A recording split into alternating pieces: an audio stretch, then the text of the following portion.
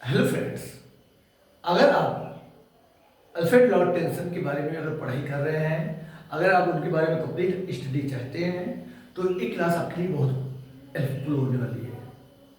क्योंकि इसके पहले हम लोगों ने अल्फ्रेड लॉर्ड टेंसन की पूरी बायोग्राफी को काफ़ी अच्छे से समझा।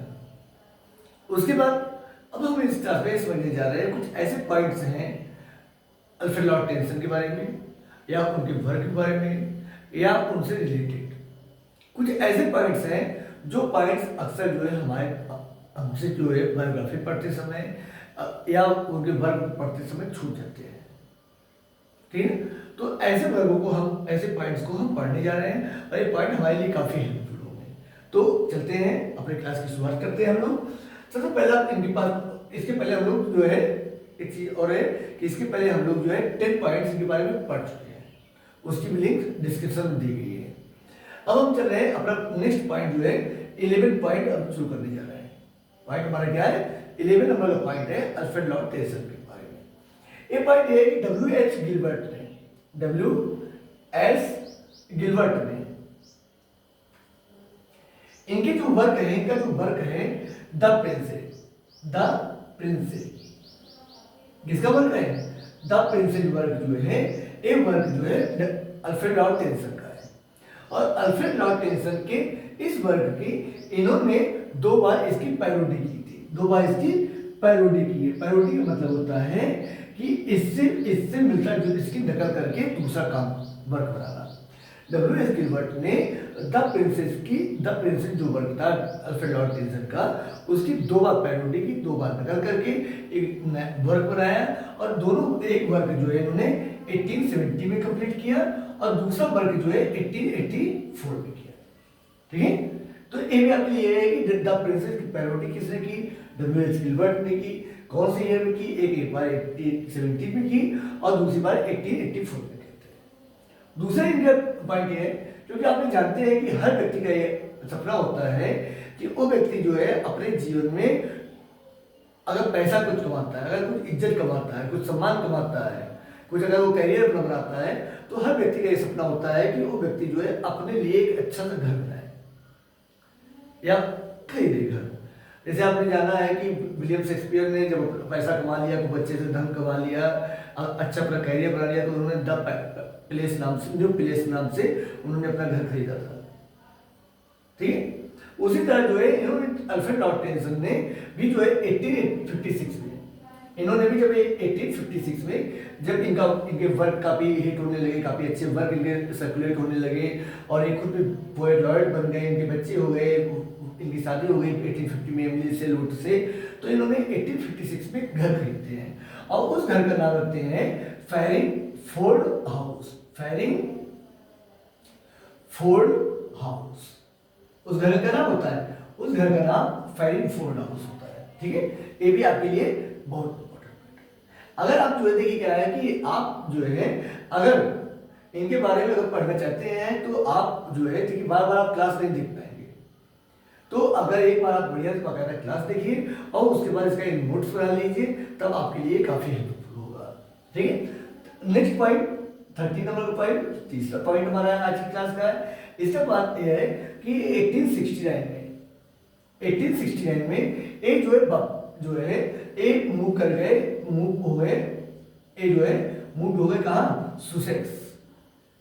सुसेक्स में रहने के लिए वापस जो है चले गए। क्योंकि आप जानते हैं कि लंदन आए थे, 1840 में लंदन आए थे और लंदन में चैपल हाउस में रहे, वहाँ पर इन्होंने अपना करियर बनाना चालू किया। लंदन में जब इनका करियर बन गया तो इन्होंने फिर 1856 में एक घर खरीदा फैरिंगफोर्ड हाउस और 1869 में सुसेक्स में जो है मूव कर गए। ठीक है, अगला पॉइंट क्या है कि इनको जो है 17 मार्च 1884 को इनको जो है बैरन की पोस्ट दी गई। इनको क्या बनाया गया? इनको जो है बैरन बनाया गया। और ये जो है फर्स्ट बैरन बने कहाँ के? एडवर्ड फ्रेंसवर्थ, इसको भी बोला जाता है, इसको इसके नाम कभी कभार फ्रेंसवर्थ भी यूज किया जाता है। ठीक है, एल्बर्ट फ्रेंसवर्थ के ये जो है 1784 में जो है बैरन बनते हैं और इनकी मृत्यु के बाद जो इनका लड़का होता है हेलम, जिनको जो है जो कि सेकेंड बैरन बनते हैं। मतलब फर्स्ट बैरन ये थे एडवर्ड फेसवुड के, और सेकंड बैरन जो है इनके लड़के होते। उसके बाद जो है 15 इनके जो लड़के हेलम थे, हेलम, इन्होंने ही जो है प्रोड्यूस्ड की थी इनकी जो है हिज फर्स्ट बायोग्राफी। इनकी जो फर्स्ट बायोग्राफी है इसकी अल्फ्रेड लॉर्ड टेंसन की जो फर्स्ट बायोग्राफी है, वो बायोग्राफी अल्फ्रेड लॉर्ड टेंसन के जो लड़के हैं इन्होंने ही बनाई थी। तो ये हमने आपको बताया कि सबके जो है बायोग्राफर को आप जरूर पढ़िएगा, ठीक है। जैसे आपने बताया आपको कि विलियम शेक्सपियर को बताया है कि रो जो है थे, निकोलस रो, वो उनके बायोग्राफर थे, फर्स्ट बायोग्राफर। विलियम वर्ड्सवर्थ के स्टीफन गिल्स थे, उनके जो है पीवी सेली के टॉम मैगविन थे, ना टॉम मैगविन थे, और चार्ल्स लैम्ब के फर्स्ट बायोग्राफर ईवी ल्यूकस थे, और इनके फर्स्ट बायोग्राफर जो है इनके पुत्र, इनके सन जो है हेलम ही इनके फर्स्ट बायोग्राफर थे, ठीक है। तो एक चीज आप बहुत इंपॉर्टेंट है, फर्स्ट बायोग्राफर आपके लिए बहुत इंपॉर्टेंट है। उसके बाद 16 नंबर का फैक्ट ये है कि टीएस इलियट ने इनके लिए एक स्पेशल कमेंट दिया था, इनको जो है इनके लिए स्पेशल कमेंट दिया था, और इनको क्या कहा था, इनको कहा था कि scientist of all English poet. इनको जो है scientist of all English poet इनको बोला था। किसने बोला था? टीएस इलियट का एक कमेंट था इनके लिए, scientist of all English poet. अगर कभी आपसे ये भी पूछा जा सकता है कि अगर आप बताइए कि scientist of all English poet किसको बोला गया है, तो अल्फ्रेड लॉर्ड टेंसन को बोला गया है। किसने बोला था? टीएस इलियट ने बोला था। अगर आपको क्लास अच्छी लग रही है तो आप चैनल को जरूर सब्सक्राइब करिए। अगर आपने अभी तक चैनल को सब्सक्राइब नहीं किया है तो प्लीज चैनल को सब्सक्राइब करिए। और अगर आप जो है, अगर आपके लिए क्लासें हेल्पफुल हो रही हैं, कोई दबाव नहीं है, अगर आपके मन से अगर है कि अगर आपको क्लास में कुछ जानकारी मिल रही है तो प्लीज आप वीडियो को लाइक और कमेंट जरूर करिए। कमेंट करने से सिर्फ एक ही होता है कि हौसला बढ़ता है कि हाँ हमारी मेहनत जो है कुछ अच्छी लाइन पकड़ रही है, ठीक है।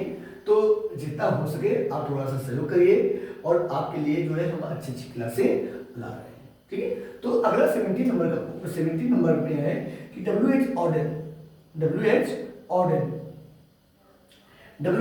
ही व्यक्ति थे। WH.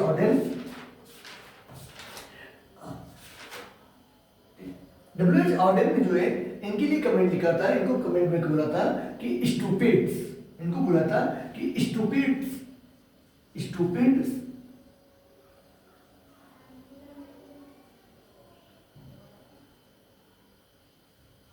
Of all English poet, all English poet. इनको जो है डब्ल्यू.एच. ऑर्डेन ने इनको कहा था कि stupids of all English poet, मतलब टीएस इलियट ने इनको कहा कि जितने भी इंग्लिश के पोएट हैं सबसे ज्यादा दुखी, उनमें सबसे ज्यादा दुखी पोएट हैं, इनको एक बोला था। तभी डब्ल्यू.एच. ऑर्डेन ने तो इनको कहा था कि सारे इंग्लिश लिटरेचर में जितने भी पोएट हैं उन सारे में सबसे ज्यादा मूर्ख पोएट इनको घोषित किया है। किसने? डब्ल्यू.एच. ऑर्डेन ने, ठीक है ना। उसके बाद अगला फैक्ट जो है 18 नंबर का फैक्ट ये है कि इनको जो है गॉड नाम की एक बीमारी हो गई थी। इनको जो है एक कोई बीमारी है, गॉड डिसीज हो गई थी, बीमारी हो गई थी, जिसकी वजह से जो है इनकी मृत्यु हो गई थी, जिनकी वजह से इनकी मृत्यु हो गई थी, ठीक है ना। अगला इनके लिए फैक्ट ये है कि नेक्स्ट इनके लिए टीएस इलियट के लिए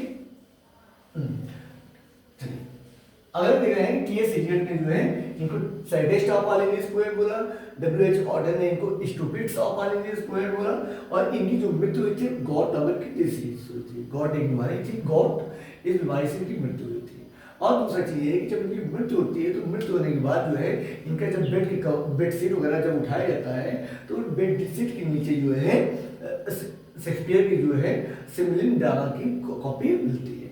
एक चीज आपके लिए जरूर इंपॉर्टेंट है कि जैसे पीवी सेली थे, तो पीवी शेली की मृत्यु हुई थी तो उनके उनके पॉकेट से, जब उनकी 10 दिन के बाद लाश मिली थी उनकी, 3 दिन के बाद जब उनकी लाश मिली थी उनकी उनकी जेब से जो है लैंगियर, जो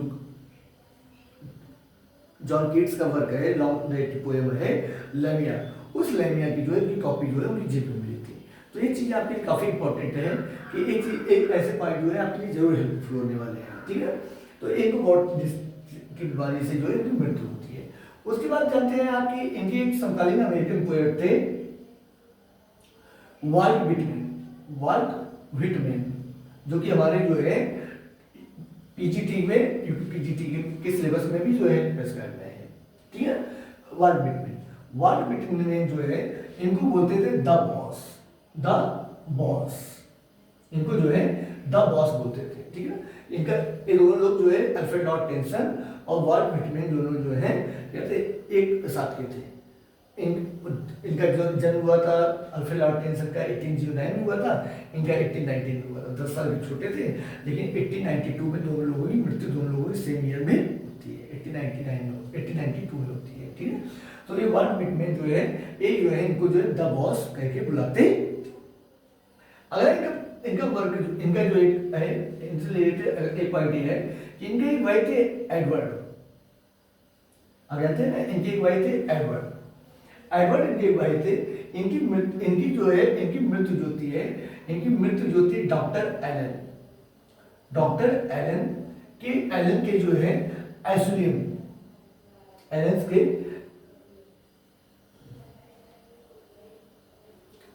में, ठीक है। इनके भाई थे जिनकी जो डेथ है, एडवर्ड की जो डेथ है, उनकी डेथ जो है डॉक्टर एलेंस के एसुलियम में हुई थी। देखिए एसुलियम जो होता है एक तरीके का अस्पताल होता है जिसमें जो है कुछ स्पेशल तरीके के मरीजों को जो है भर्ती किया जाता है, ठीक है। कुछ स्पेशल तरीके के जैसे कोई दिमागी रूप से कोई पीड़ित है, उनका वहाँ पर इलाज किया जा रहा है तो उसे सेंटोरियम बोला जाता है, ठीक है। जिसका दिमागी रूप से इलाज हो रहा है उनका सेंटोरियम बोला जाता है। तो ऐसे एसुलियम जो होता है ये भी एक तरीके का अस्पताल होता है, ठीक है ना, जहाँ पर उस कैटेगरी के मरीजों की जो है काफ़ी अच्छे से देखभाल की जाती है, स्पेशली उनके लिए होता है, ठीक है।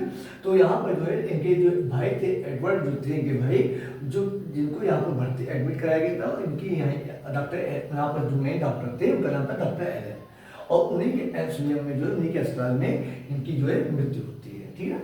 उसके बाद जो है इन्होंने, ठीक है, एक जो है इस तरह जो है ये हमारे इस क्लास में हमारे 10 पॉइंट कवर होते हैं।